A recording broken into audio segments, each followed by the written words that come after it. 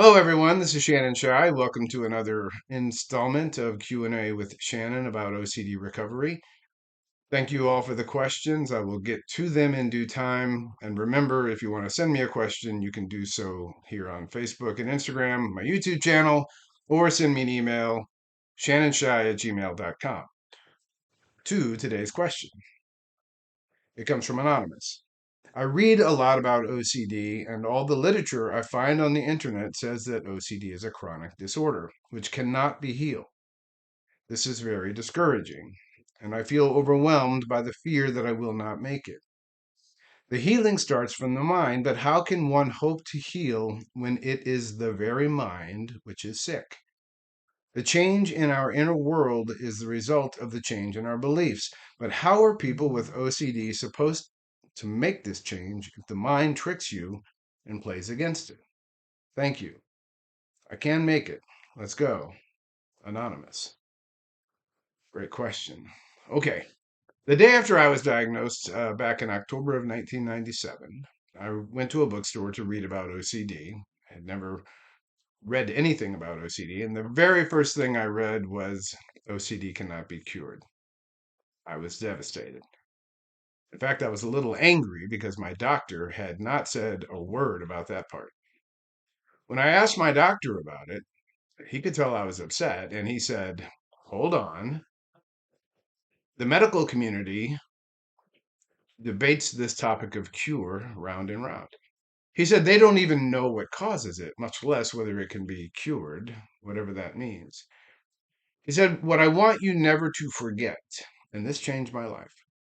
"What I want you never to forget is that people can get to a point where they live virtually symptom free. It's possible to get better." At that very moment, I pledged to myself that if that is true, I will do whatever it takes. So I redefined the word cure to meet my own purposes and said, I just want to get to a place where OCD doesn't adversely affect my life, even if it's present. So I developed my strategy, I did the hard work, and I got to that point. I got better than that. I went off medication and I stopped seeing doctors back in 2003. The last true OCD episode I had, where I had intrusive thoughts that led to anxiety, that led to a compulsion, was in 2010. But I kept implementing my strategy and I got better and better and better. OCD doesn't affect me at all now, right? No intrusive thoughts, no anxiety, no compulsions. I say all this not to brag, right? But I want people to know that it's possible to recover. So let's go to the part of your question where you say the healing starts from the mind. But how can one hope to heal when it is the very mind which is sick? This may be one of OCD's favorite conundrums, but OCD is overlooking a very important part of your mind. It's connected to your soul. It's not about a sick mind trying to heal a sick mind. It really is about your desire, your hope, your motivation, and implementing a strategy. OCD cannot steal your desire, cannot steal your hope, cannot steal your motivation, and it certainly cannot prevent you from implementing a strategy. Your answer to OCD's conundrum is to checkmate OCD. Recovery is possible, right? That's why I do what I do.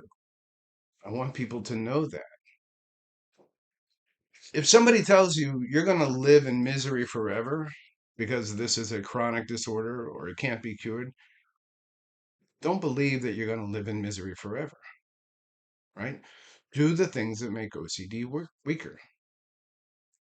Let your mind and your soul serve as your compass, right? I did it.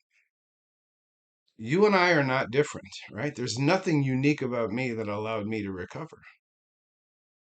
I had really important reasons to recover. And I didn't let talk about you're going to live in misery forever, or this is chronic, or it can't be cured.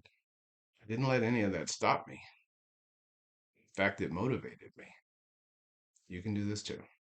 All right. Have a great day.